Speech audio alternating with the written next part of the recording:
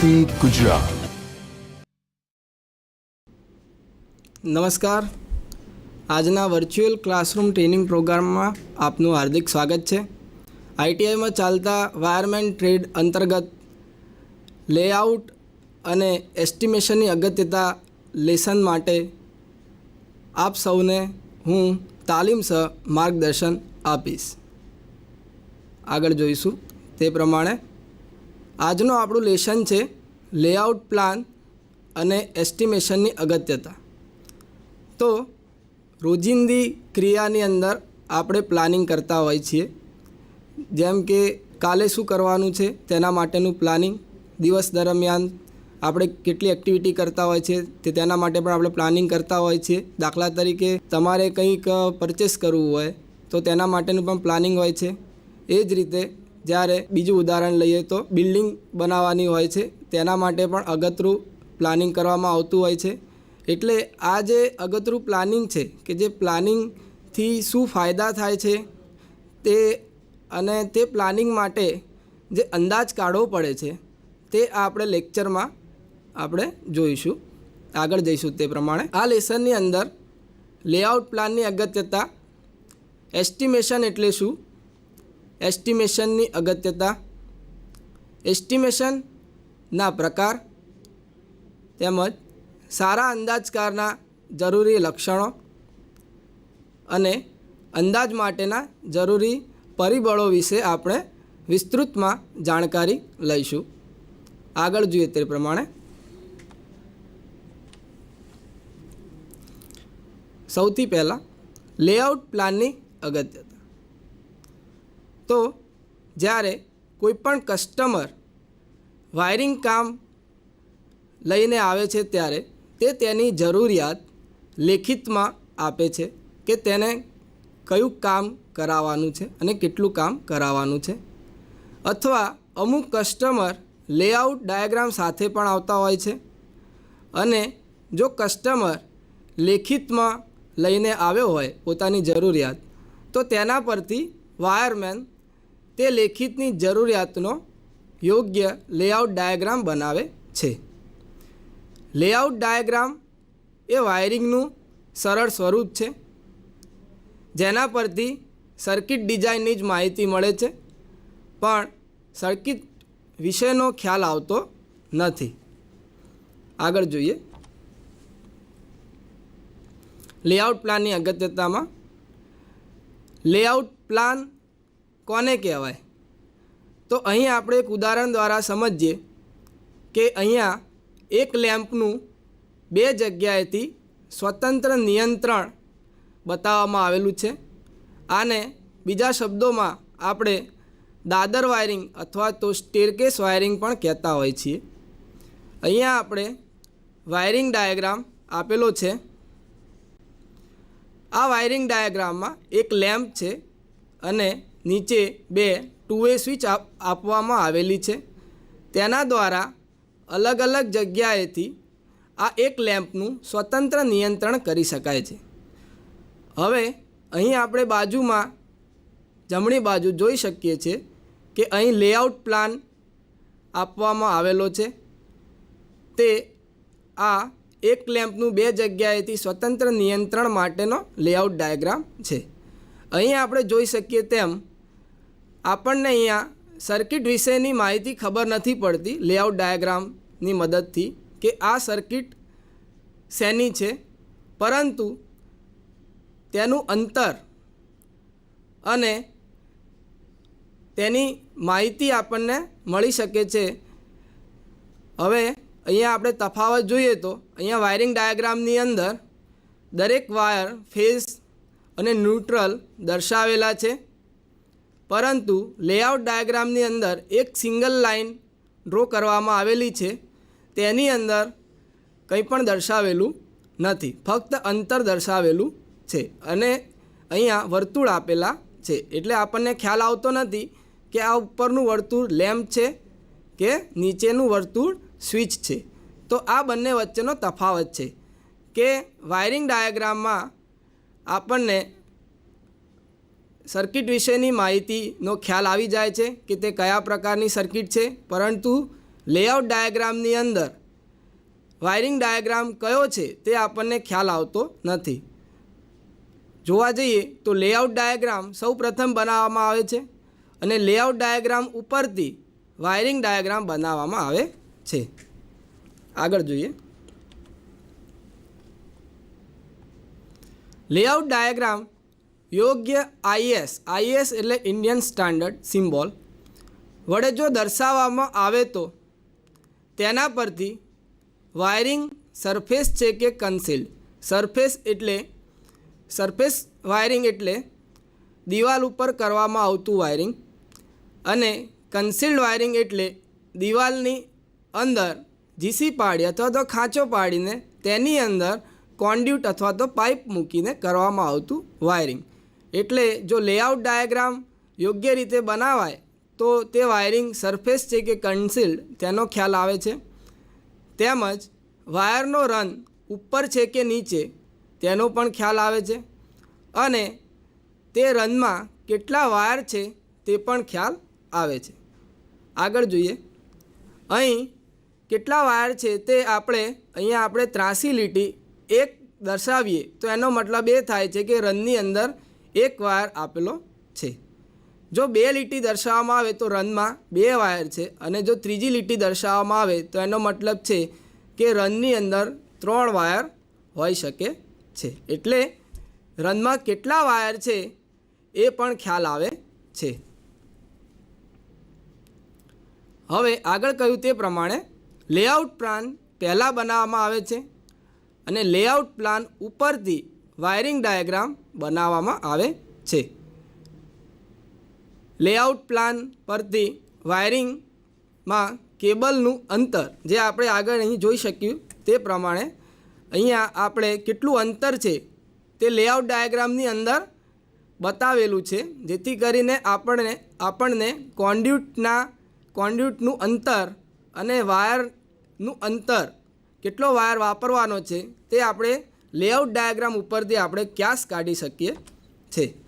એટલે layout plan પરથી wiring કેબલના અંતર અને રનમાં કેબલની સંખ્યા જે આગળ કહ્યું તે પ્રમાણે અહીંયા જો રન હોય તો 1 લીટી દર્શાવે છે 1 વાયર, 2 લીટી 2 વાયર દર્શાવે છે અને ત્રીજી લીટી જો અહીંયા હોય આડી અહીંયા ખેંચવામાં આવે તો 3 વાયર રનની અંદર હોઈ શકે છે. તો આ લેઆઉટ પ્લાનની અગત્યતા હતી. હવે આપણે આગળ વધીશું. જે રીતે શરૂઆતમાં કહ્યું તે પ્રમાણે રોજિંદી ક્રિયા તેમજ કોઈપણ ક્ષેત્રની અંદર સૌથી પહેલાં કોઈપણ કાર્ય જો કરવામાં આવે તો તેના માટેનું પ્લાનિંગ કરવામાં આવતું હોય છે અને એ પ્લાનિંગ માટે આપણે એસ્ટિમેશન એટલે કે અંદાજ કાઢવો ખૂબ જ જરૂરી બની રહે છે. એટલે કોઈપણ કાર્ય અથવા તો પ્લાનમાં જરૂરી માલ સામાન એટલે કોઈપણ કાર્ય કરતી વખતે આપણે માલ સામાનની જરૂરિયાત હોય છે. એટલે તે માલ સામાન, માનવ શક્તિ, કાર્ય કરવા માટે માનવ શક્તિની જરૂર પડે છે. તેમજ તેની કિંમત અને સમય, લાગતો સમય વગેરેનું આગોતરું મૂલ્યાંકન એટલે એને એસ્ટિમેશન એટલે કે અંદાજ કહેવામાં આવે છે. આગળ જોઈએ. એસ્ટિમેશનની અગત્યતા. એસ્ટિમેશન કેમ જરૂરી અને ખૂબ અગત્યનું બને છે તે આપણે અહીંયા જોઈએ. કોઈપણ કાર્ય, પ્લાન કે પ્રોજેક્ટ શરૂ કરતી વખતે અંદાજ કાઢવો ખૂબ જ અગત્યનો બની રહે છે. અંદાજથી જરૂરી માલ સામાન, કુશળ માનવ શક્તિ, સાધનો યોગ્ય પ્રમાણમાં મળી રહે છે.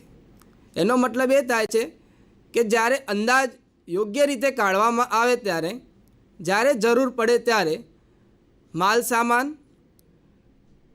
કુશળ માનવ શક્તિ, સાધનો વગેરે આપણે સમય અનુસાર યોગ્ય પ્રમાણમાં મળી રહે તેના માટે અંદાજ કાઢવો ખૂબ જ અગત્યનો બને છે. જો યોગ્ય રીતે અંદાજ કાઢવામાં ન આવે તો શું થાય? જો અંદાજ કાઢતી વખતે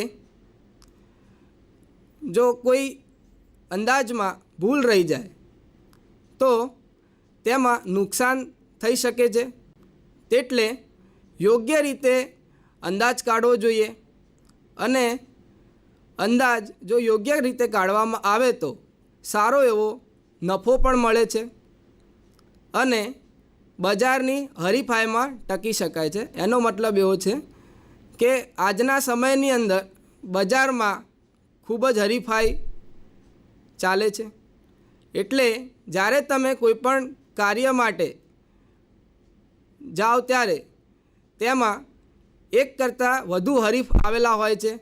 તે હરીફો તમારા આપેલા ભાવ કરતાં ઓછા ભાવની અંદર જો તે માલ સામાન અથવા તો કાર્ય તમારું કરી આપતા હોય તો કસ્ટમર તે ઓછા ભાવવાળા હરીફ પાસે કામ કરાવી લે છે.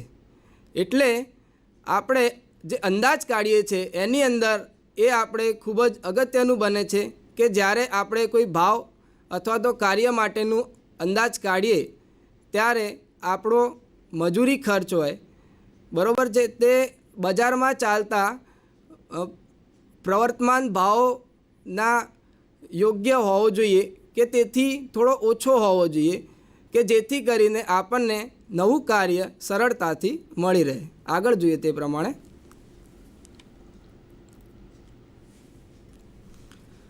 જેમ આગળ કહ્યું તે પ્રમાણે કે જો યોગ્ય રીતે અંદાજ કાઢવામાં આવે તો નફો પણ મળે અને આપણે હરીફાઈમાં ટકી પણ શકીએ. પણ જો યોગ્ય રીતે અંદાજ કાઢવામાં ન આવે અથવા તો અંદાજ કાઢવામાં કોઈ પણ પ્રકારની ખામી રહી જાય તો ધંધામાં ખોટ થાય છે અને જરૂરી નફો મળતો નથી, એટલે કે નુકસાની વેઠવી પડે છે. તેથી આપણે એસ્ટિમેશન યોગ્ય રીતે કરવું ખૂબ જ જરૂરી હોય છે. આગળ જોઈએ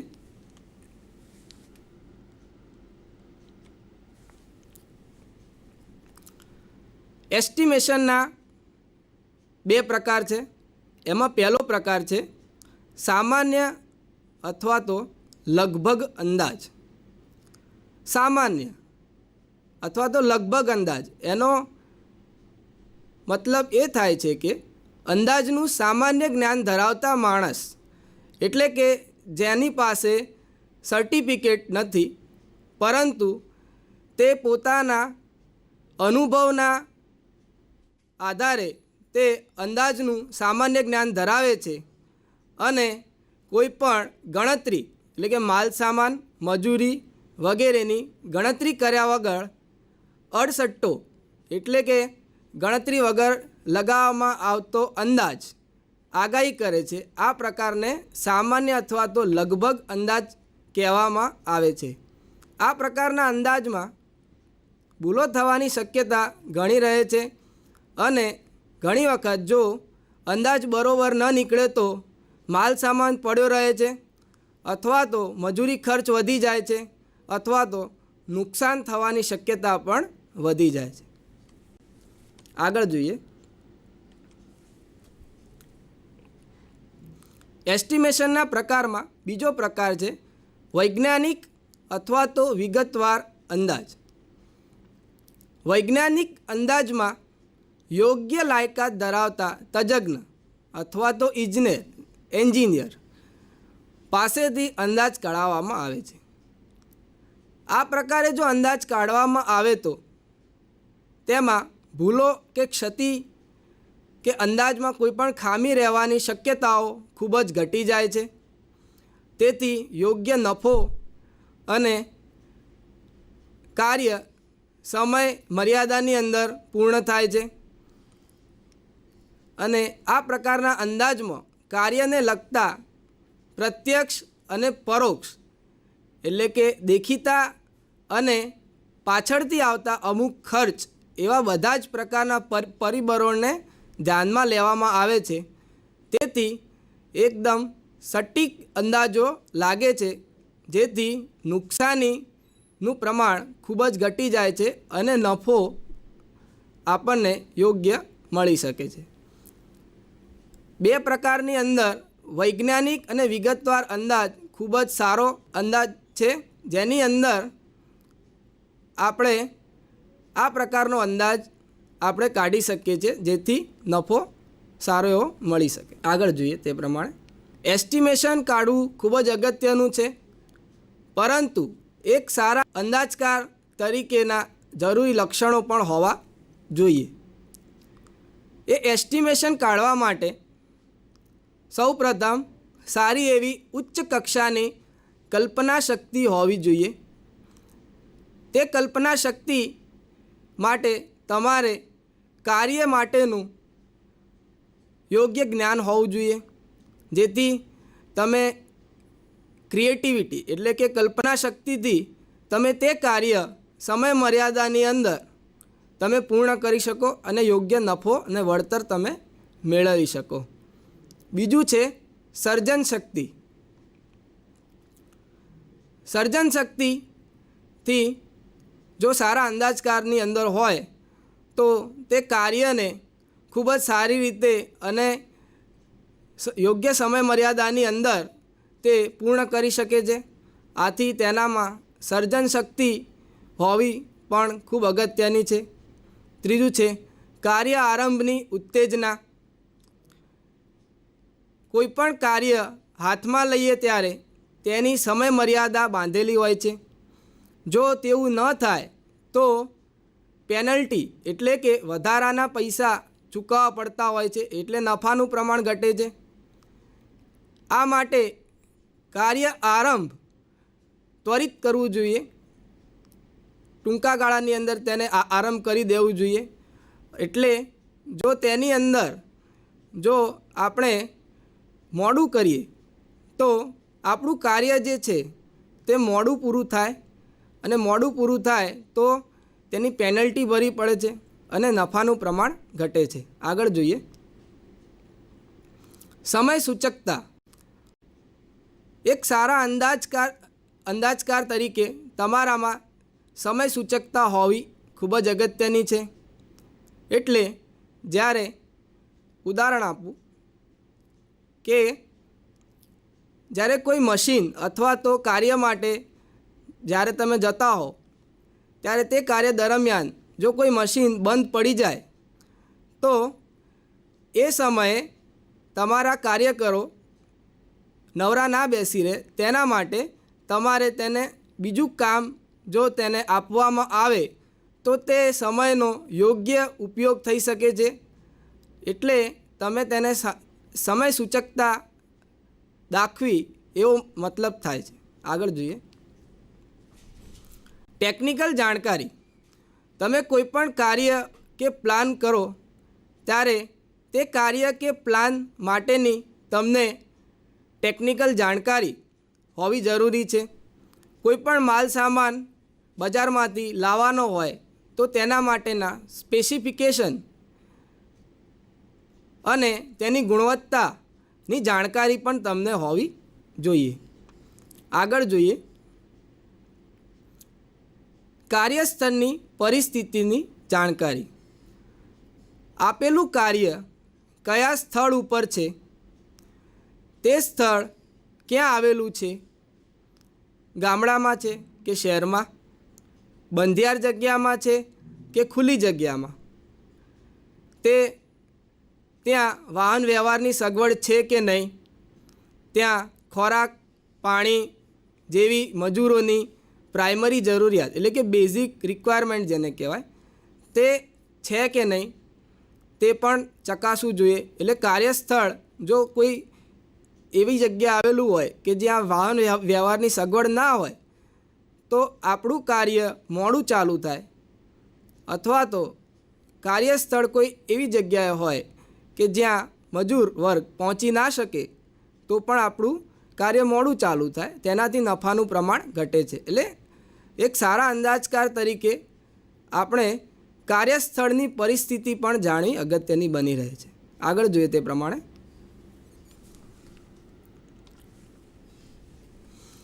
અંદાજ માટેના જરૂરી પરિબળો.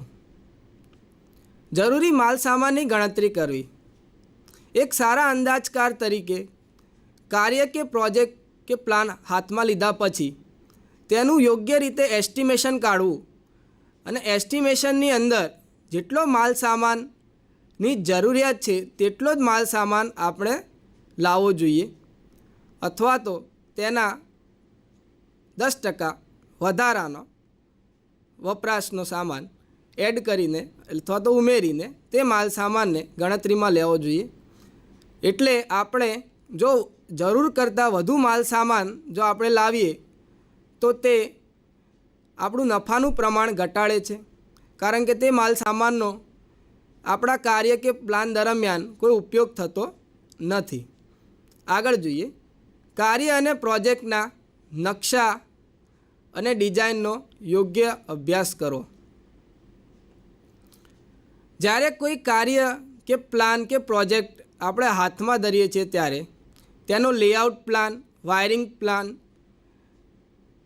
એ બધાનો આપણે યોગ્ય રીતે અભ્યાસ કરવો જોઈએ. કે કોઈ મશીન ઉપર કામ કરતા હોય ત્યારે તેના મેન્યુઅલ કે તેના સર્કિટ ડાયાગ્રામ વગેરેનો યોગ્ય રીતે અભ્યાસ કરવો જોઈએ. એ યોગ્ય રીતે જો આપણે અભ્યાસ કરીએ તો આપણે સારી રીતે એસ્ટિમેશન અથવા તો અંદાજ કાઢી શકીએ છીએ. આગળ જોઈએ, સર્વમાન્ય કાર્ય પદ્ધતિનો ઉપયોગ કરો.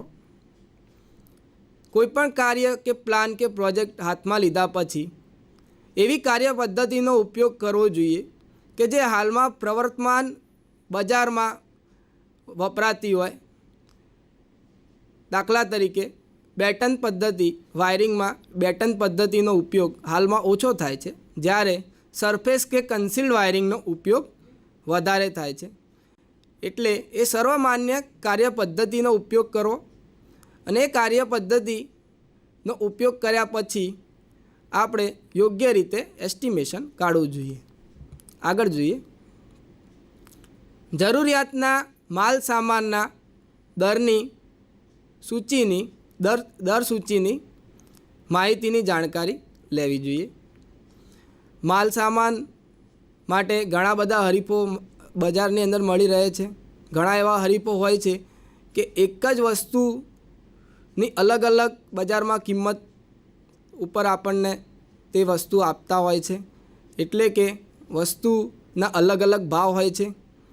આપણે જે માલ સામાનની જરૂરિયાત છે, એટલે કે જે વસ્તુની જરૂરિયાત છે તેની યોગ્ય ગુણવત્તા સાથે આપણે કંઈ ચેડા ન કરતા આપણે તે જ ક્વોલિટીની વસ્તુ ઓછા ભાવે બજારમાં ઘણા બધા સપ્લાયર પાસે આપણે જઈ શકીએ છીએ અને તે આપણે ખરીદી શકીએ છીએ ઓછા ભાવે. આગળ જોઈએ,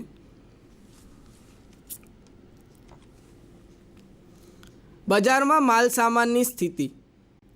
એક વખત કાર્ય, પ્રોજેક્ટ કે પ્લાન ચાલુ કર્યા પછી તે કાર્ય કે પ્રોજેક્ટને સમય મર્યાદાની અંદર પૂર્ણ કરવાનું હોય છે અને તેના માટે આપણને માલ સામાનની જરૂરિયાત પડે છે. જો તે માલ સામાન આપણને સમય મર્યાદાની અંદર જો ન મળે તો આપણને નફાનું પ્રમાણ ઘટે છે કે આપણે માનવ શક્તિનો યોગ્ય રીતે આપણે તેમાં ઉપયોગ કરી શકતા નથી. એટલે આપણું કાર્ય પાછું ધકેલાય છે. એટલે બજારમાં તે માલ સામાન આપણને સમય રહેતા મળી શકે છે કે નહીં તે સ્થિતિ આપણે જાણવી ખૂબ જ અગત્યની બની રહે છે. માલ સામાનમાં યોગ્યતાની સરખામણી અને તેની પસંદગી. આજના હરીફાઈના સમયમાં ઘણી જગ્યાએ એવું જોવા મળે છે કે ખરાબ વસ્તુઓ અથવા તો ISI માર્કા વગરની ઇલેક્ટ્રિકલ એસેસરીઝ પણ બજારમાં ઉપલબ્ધ હોય છે. તો આપણે ISI માર્કાવાળા ઇલેક્ટ્રિકલ એસેસરીઝનો ઉપયોગ કરવો જોઈએ, જેવી કે સ્વિચ છે, સોકેટ છે, પ્લગ છે, જેની અંદર ISI માર્કો હોય તેનો આપણે ઉપયોગ કરવો જોઈએ. આપણે ગુણવત્તા સાથે ગુણવત્તા જાળવી રાખવી જોઈએ અને ગુણવત્તા વગરની વસ્તુઓનો ઉપયોગ ટાળવો જોઈએ. આગળ જોઈએ. કુશળ માનવ શક્તિની ઉપલબ્ધિ.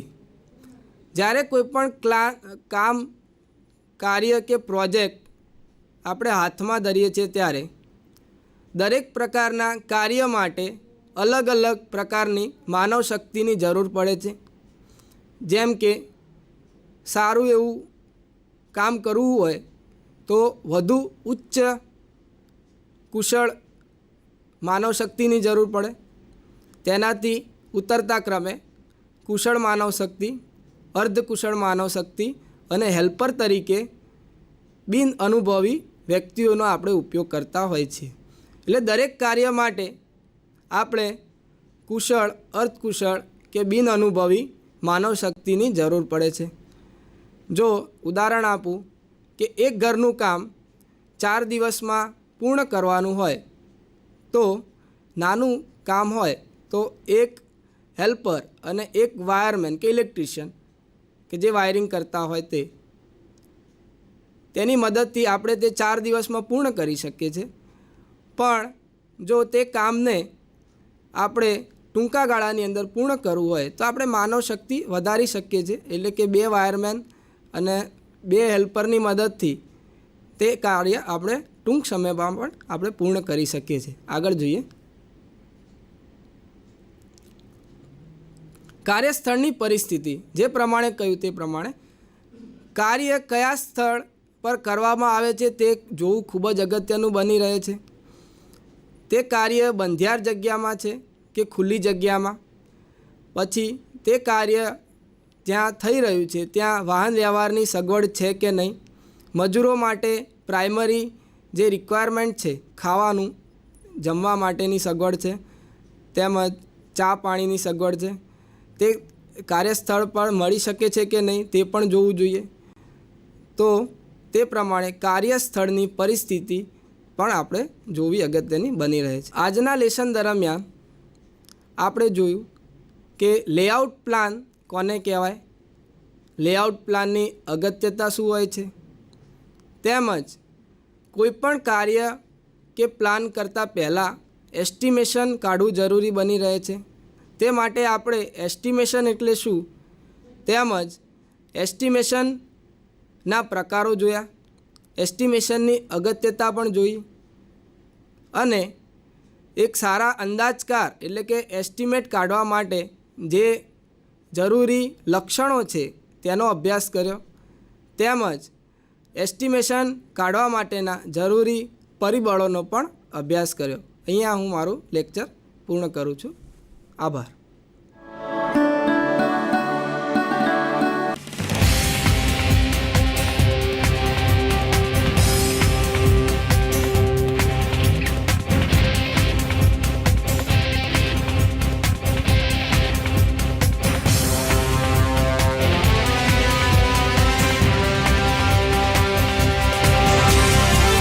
વંદે ગુજરાત.